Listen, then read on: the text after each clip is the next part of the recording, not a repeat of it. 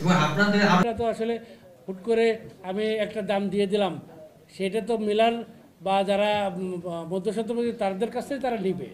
আমরা এটা নিয়ে আমরা কাজ করতেছি যে ফিক্সড করে দেওয়া যায় কিনা। আমরা আমাদেরটা কিন্তু ফিক্সড করা থাকে, ওই যে বিক্রিরটা কম বেশি আপ ডাউন হয়, কিন্তু এই যে চাষিরটা যেটা একদমই সেটা হলো যে যখন যেমন আমরা ধান কিনি চাল কিনি, আমরা কিন্তু ফিক্সড করে দিই। তা আমরা যেহেতু সরাসরি চাষিদের কাছ থেকে কিনতে পারছি না, এই জন্যে এই মুহূর্তে ফিক্সড করা হয়তো সম্ভব হবে না। আমরা এই নেক্সট থেকে আমরা ফিক্সড করে দেবো ইনশাল্লাহ, এবং সেটা নীতিমালার মধ্যে থাকবে যে চাহিদা এবং অন্যান্য বিষয়গুলোর প্রেক্ষিতে ওটা আপ ডাউন হবে।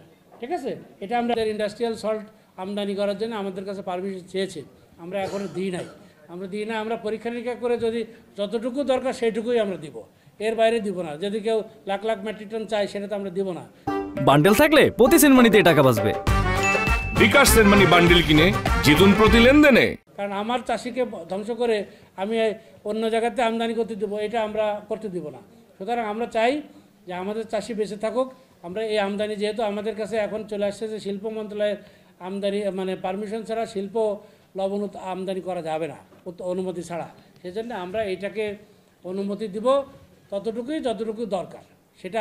এবং আমরা একটাই শিল্প বাংলাদেশের, যে শিল্প হচ্ছে 98% বা 95% আমরা এককভাবে এটা সাপ্লাই দিতে পারে উইদাউট ইম্পোর্ট। সুতরাং এটাকে বাঁচাতেই হবে আমাদের।